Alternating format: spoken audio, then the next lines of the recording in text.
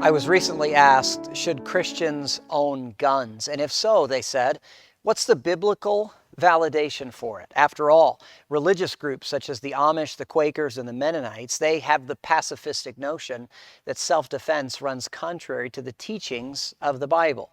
The pacifist often argues that we are to turn the other cheek. Ladies and gentlemen, let's be clear. When Jesus said turn the other cheek, he wasn't saying if someone hurts your child, offer him your other child. In no way does turn the other cheek support the idea that Jesus was against self-defense. As a matter of fact, it's in Exodus 22, verses 2 and 3, where we find that the Bible teaches us that if a thief comes into your house and you hit him with lethal force and he dies, you're not guilty of anything.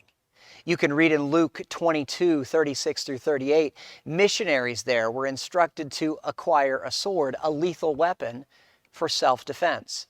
You can read in Matthew 26, 50 through 52, Peter there uses a sword to cut off the ear of a high priest named Malchus. And I know in that passage, Jesus does rebuke Peter, but not for having a lethal weapon, but for using it incorrectly.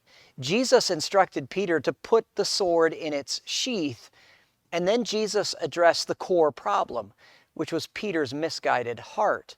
The lethal weapon was not the problem. The mentality of the one wielding it was the problem. We must understand that when violence occurs, it can be evil or it can be good. If a female is being violently raped and someone uses a tool of violence, a gun, to stop the rape of that lady, the hero is to be commended. Violence or rape is evil, but stopping the rape and saving the woman's life showcases violence as virtuous.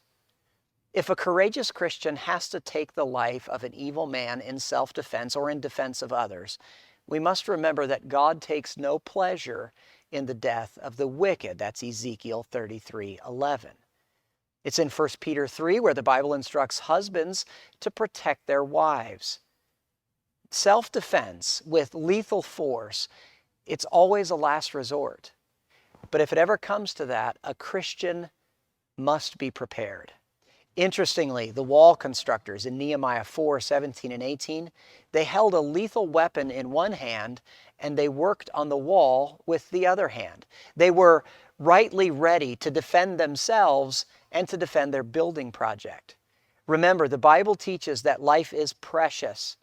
It's precious because we're made in the image of God. And since life is precious, it's worth defending.